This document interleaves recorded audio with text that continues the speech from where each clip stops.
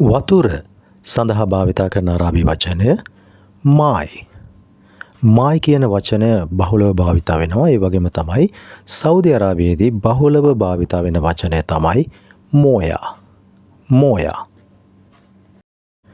බොන්න කියලා කියද්දී භාවිතා කරන අරාබි වචනය මොකක්ද?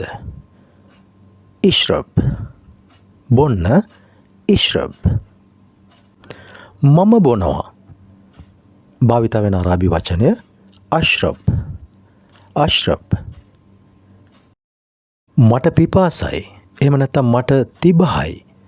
ඔබ පිරිමි කෙනෙක් නම් ඔබට තිබහයි කියලා කියද්දී ඔබ භාවිතා කළ යුතු අරාබි වචනය තමයි අච්ෂාන්. අච්ෂාන්. ඒතර ඔබ කියනවා අන අච්ෂාන්.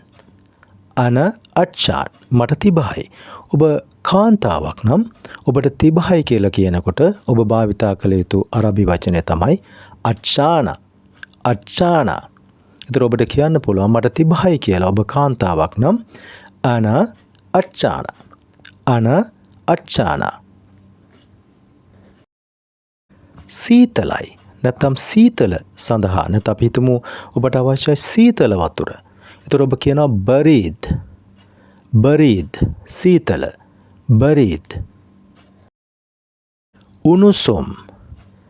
උනුසුම් කියලා කියද්දී අරාබි වචනයක් භාවිතා වෙනවා. ඒ වචනය තමයි හාර්.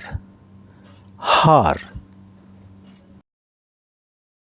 කෝපය කොබ්. අරාබි වචනය කෝපය සඳහා කොබ්. වතුර බෝතලය. වතුර බෝතලය කියලා කියනකොට වචන දෙකක් පාවිච්චි කරන්න පුළුවන්. පොදුවේ භාවිතා වෙන වචන දෙකක්. එකක් තමයි ගණීනමයි.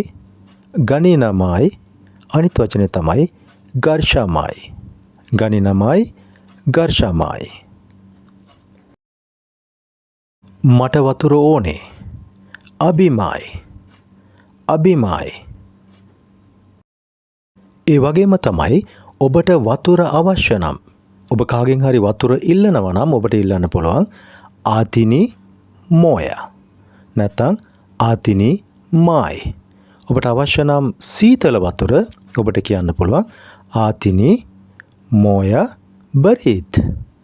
ආතිනි මෝයා බරීද්. ඔබට උණුසුම් වතුර අවශ්‍ය නම් ඔබට කියන්න පුළුවන් ආතිනි මෝයා හාර්. ආතිනි මෝයා හාර්. ආතිනි කියලා කියන්නේ මට දෙන්න. ආතිනි මට දෙන්න.